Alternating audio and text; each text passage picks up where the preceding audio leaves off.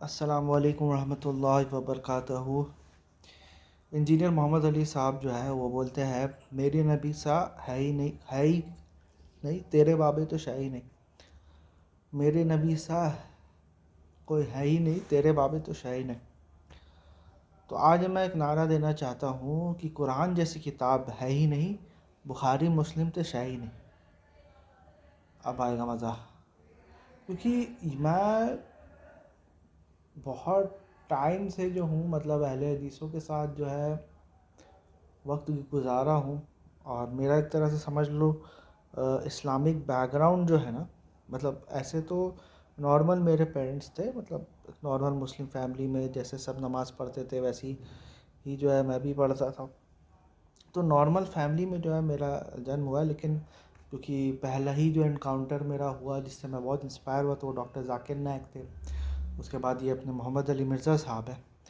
تو میں یہ چیز بات کہنا چاہتا ہوں کہ یہ لوگ سب کا جو بیک گراؤنڈ ہے نا وہ اہل حدیثوں ٹائپ کا ہے، یہ تو سب جانتے ہیں، وہ خود انجینئر محمد علی مرزا صاحب یہ بولتے ہیں کہ اہل حدیث منہج سب سے اچھا منہج ہے۔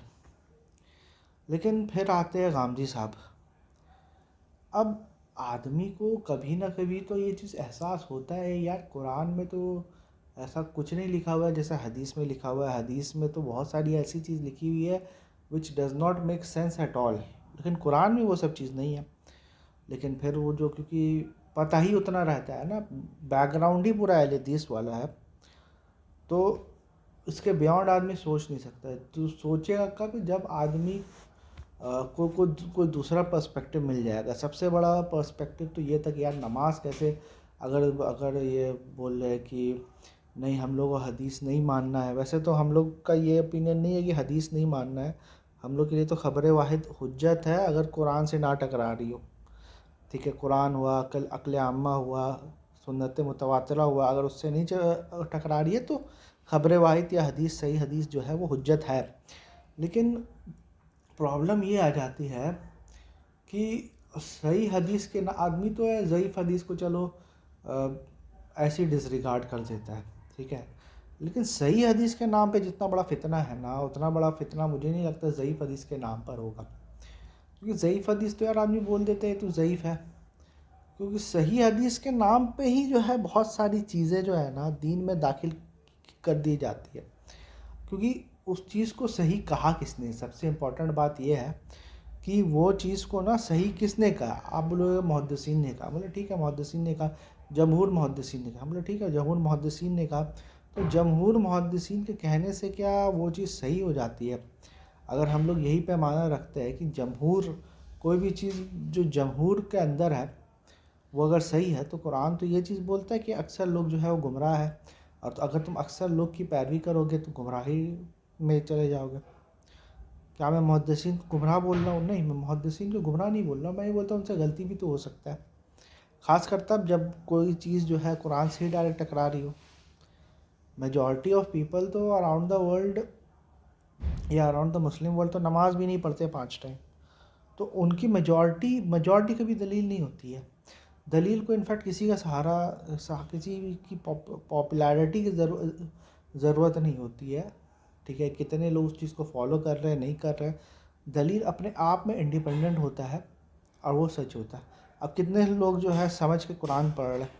نہیں پڑھ رہے ہیں نا، کتنے لوگ سمجھ کے جو ہے قرآن فالو کر رہے ہیں؟ نہیں کر رہے ہیں نا، تو اس کا مطلب کیا ہے کہ قرآن صحیح نہیں ہے، ٹھیک ہے، تو میجورٹی کبھی بھی دلیل نہیں ہوتی ہے، اور مائنورٹی بھی کوئی دلیل نہیں ہوتا، ایسا کوئی ضروری بات نہیں ہے کہ کوئی چیز مائنورٹی میں پریزنٹ ہے اور کوئی اس کو کر نہیں رہا ہے وہ دلیل ہوگی، یہ بھی کوئی دلیل نہیں ہوتی، نہ میجورٹی دلیل ہوتی ہے نہ مائنورٹی دلیل ہوتی ہے۔ دلیل اپنے آپ میں جو ہے نا محکم ہوتی ہے، اس کو تعداد سے کوئی لینا دینا نہیں ہے، چاہے وہ میجورٹی ہو یا مائنورٹی ہو۔ تو ہم لوگ کو ہر چیز جو ہے نا قرآن کے پیمانے سے ہی چیک کرنا پڑے گا، اگر ہم لوگ قرآن کے پیمانے سے چیک نہیں کرتے ہیں تو بہت ہی ایبسرڈ کنکلوژن آتا ہے۔ اب آپ دیکھیے انجینئر محمد علی مرزا صاحب کتنے اچھے عالم ہیں، لیکن آپ دیکھیے اہل بیت کو لے کر ادھر جو ہے، میں ان سے پوچھنا چاہ رہا ہوں کہ یہ جو ہے منکرین حدیث بولتے ہیں، جو صحیح بخاری اور مسلم کی حدیثوں کو نہیں مانتا ہے، تو سب سے پہلے تو منکرین حدیث مولانا اشاق ہو جائیں گے، کیونکہ بہت ساری وہ حدیث، خاص کر وہ کیا کہتے ہیں،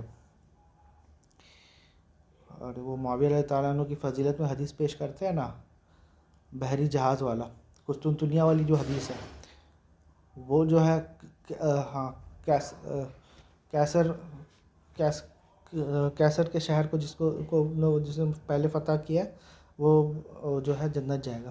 اس کے اوپر جو ہے کتنے تنقید ہو چکے ہیں. امام البانی کتنے ساری بخاری پہ حدیث پر تنقید کر چکے ہیں. امام ابن حجر عسقلانی جو ہے کتنے سارے حدیث پر تنقید کر چکے ہیں. تو میں یہ کہتا ہوں کہ بھائی آپ نے 14ویں صدی کے ملاؤں سے جو ہے نجات پا لی ہے، لیکن یہ جو 200 سال بعد جو کلیکشن جو کہ نہ ہی رسول اللہ صلی اللہ علیہ وسلم نے کمپائل کی، نہ ان کے صحابہ نے کمپائل کیا ہے، یہ تبا تابعین نے کمپائل کیا ہے، اس کو آپ قرآن کے اوپر حجت نہیں بنا سکتے. نہ ہی آپ یہ بول سکتے ہو کہ یہ جو ہے نبی صلی اللہ علیہ وسلم کی ڈائریکٹ بات ہے. یہ ڈائریکٹ بات نہیں ہے، یہ راویوں کا اصلاً جو ہے راویوں کا بیان ہے.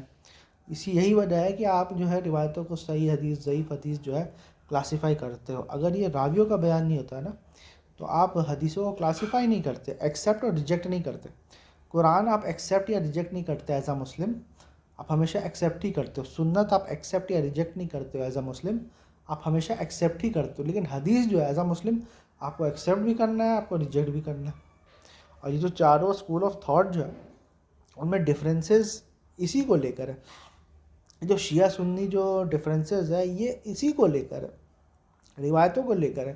آپ مجھے بتائیے کہ اگر روایت اتنی ضروری ہے تو شیعوں کے الگ کیوں ہے اور سنیوں کے الگ کیوں ہے؟ آپ بولتے ہیں 95% جو ہے سیم. بالکل سیم نہیں ہے بھائی. اگر 95% سیم ہوتا تو وہ لوگ 95% سیم رہتے نا. وہ لوگ تو میجر ایشوز جو ان لوگوں کے ہیں ان کے روایتوں سے آتا ہے. ہمارے جو میجر جو ڈفرینس والے ایشوز ہیں ہمارے روایتوں پہ آتا ہے. تو اس کا حل کیا ہوتا ہے؟ اس کا حل روایت نہیں ہے، کیونکہ سنیوں کی روایت شیعہ اب جیسے مثال کے طور پہ کیا سنی جو ہے خلفائے ثلاثہ کے فضائل میں جو حدیثیں آئی ہے صحیح سند کے ساتھ ان کو مانتی ہے؟ وہ بولتے نہیں. اسی طرح سے وہاں پر جو بہت ساری روایتیں آئے گی اصول کافی سے یا نہج البلاغہ سے، وہ حدیث سکھیا یا کیا ایسی نام ہے اس کا، وہ جو ہے شیعوں کے نزدیک جو ہے وہ حدیث، بہت سارے عالم کے نزدیک وہ حدیث صحیح ہے. تو پھر وہ تو حجت بن جاتی ہے نا ان کے لیے. آپ بولتے ہیں نہیں وہ حدیث صحیح نہیں ہے، تو آپ کے حساب سے صحیح نہیں ہے نا، ان کے حساب سے صحیح ہے. روایت کا یہی تو سب سے بڑا پرابلم ہے کہ کوئی بھی حدیث آپ کے حساب سے صحیح ہوتی ہے، دوسرے کے حساب سے صحیح نہیں ہوتی ہے.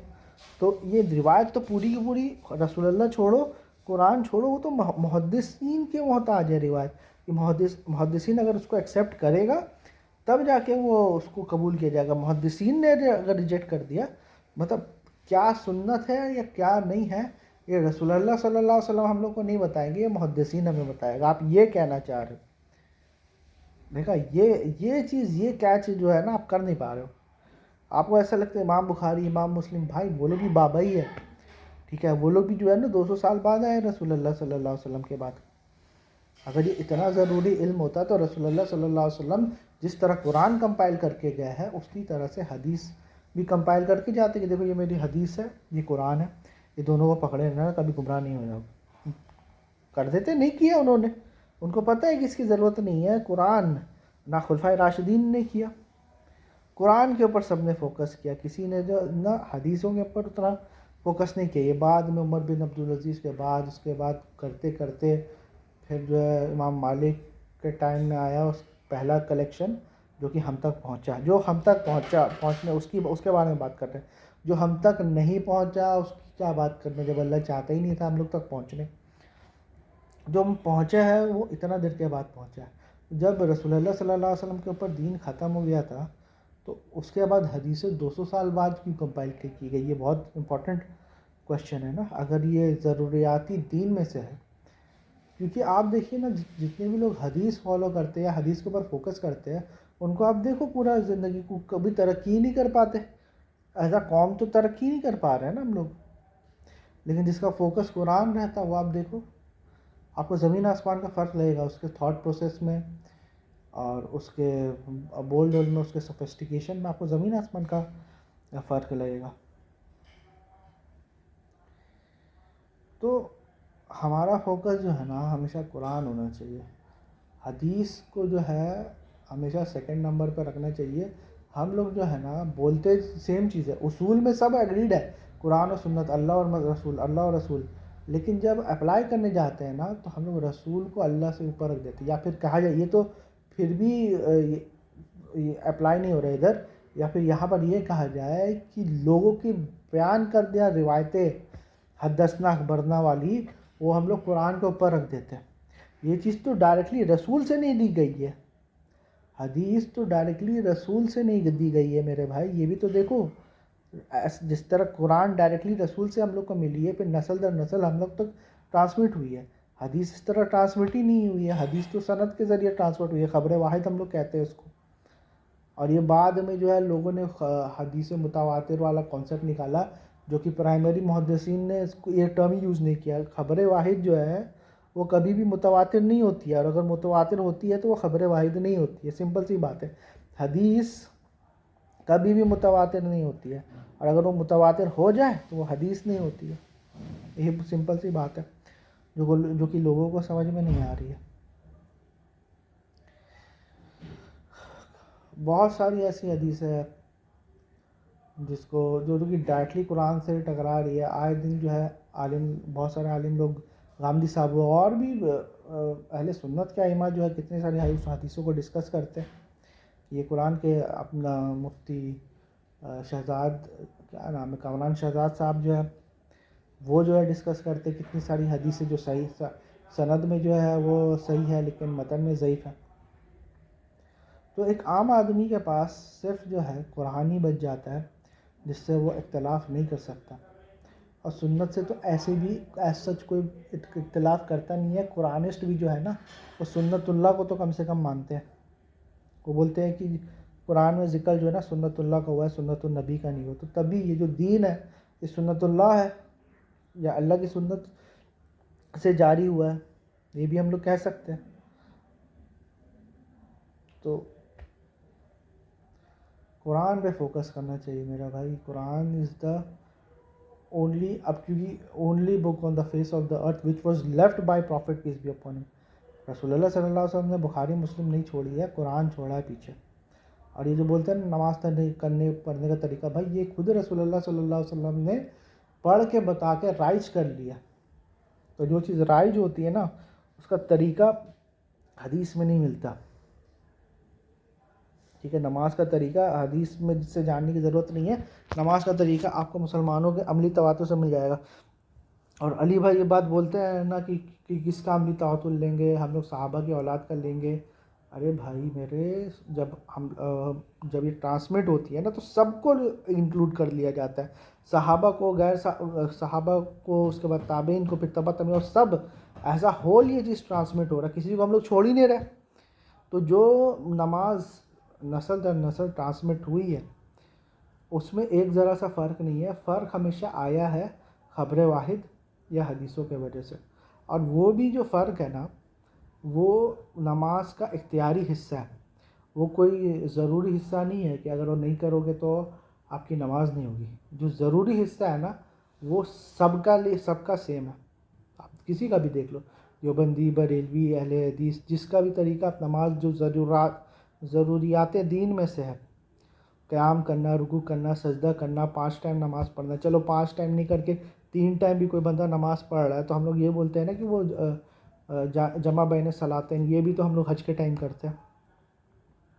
تو یہ چیز ضروری ہے. جو ڈفرینسز تھوڑا بہت ہے نا, اس لیے یہ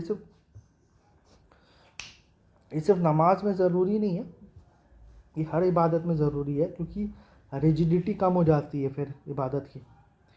کوئی چیز میں تو ریجیٹ ہونا پڑتا ہے, کانسٹنٹ اس کو رکھنا پڑتا ہے, لیکن کوئی چیز ویریبل بھی رکھنا پڑتا ہے تاکہ فلیکسیبلٹی دین کی بنی رہے, سامنے والے کے اوپر بھی اختیار رہے کہ یہ چیز کرنا ہے کہ نہیں کرنا ہے. تو اللہ سبحانہ تعالیٰ عبادات کو 2 چیز میں بانٹتا ہے. فرض جو کہ کانسٹنٹ ہو, کبھی چینج نہیں ہوگا. رمضان میں روزہ رکھنا ہے, 5 ٹائم نماز پڑھنا ہے, یا کوئی بندہ 3 ٹائم نماز پڑھتا ہے تو اس کو جمع بین الصلاتین بھی کہہ سکتے ہیں. اور حج کرنا ہے, یہ کبھی چینج نہیں ہو رہی ہے, سب کے نزدیک متفق ہے, کیونکہ اتنے لوگ اس کو یہ ٹرانسمٹ کر رہے کہ ان کا جھوٹ پہ جمع ہونا جو ہے محال ہے. مطلب کوئی بھی ایسا کرنا ناممکن ہے کہ کوئی جو ہے ڈیسائیڈ کرے کہ ہم لوگ جو ہے کچھ سب کے سب مل کے پوری کی پوری کمیونٹی مل کے ایک جھوٹ گھڑے گی. ایسا پاسبل نہیں ہے, نہیں ہوتا ہے. اور ایسے ہی جو ہے دنیا میں جتنے بھی علم ہے نا, ایک وہ بھی دو قسم کے ہوتے ہیں, کہ اسٹیبلشڈ علم اور دوسرا ریلیٹیبل علم, ٹھیک ہے, جس کو تھیوریز اور ہائپوتھیسس بھی ہوتی ہے. ہمارا پرابلم یہ ہے نا کہ ہم اسٹیبلشڈ علم کو چھوڑ کے نا جو ریلیٹیو ہوتا ہے, جو پروبیبل ٹروتھس ہوتا ہے, اس کے اوپر زیادہ فوکس کرتے ہیں. اور یہی حدیث ہے. حدیث کی نوعیت بھی یہی ہے کہ ایک ظنی علم ہے, پروبیبلسٹک ٹروتھ. اسی لیے حدیث کے بعد جو ہے نا صحابی بولتے ہیں او کما قالا رسول اللہ صلی اللہ علیہ وسلم, کہ یہ کیا یہ کہ جیسا رسول اللہ صلی اللہ علیہ وسلم نے کہا تھا. مطلب اپنی بات کو بھی وہ یہ بولتے ہیں یا تو میں بول رہا ہوں یا تو جیسا انہوں نے کہا تھا.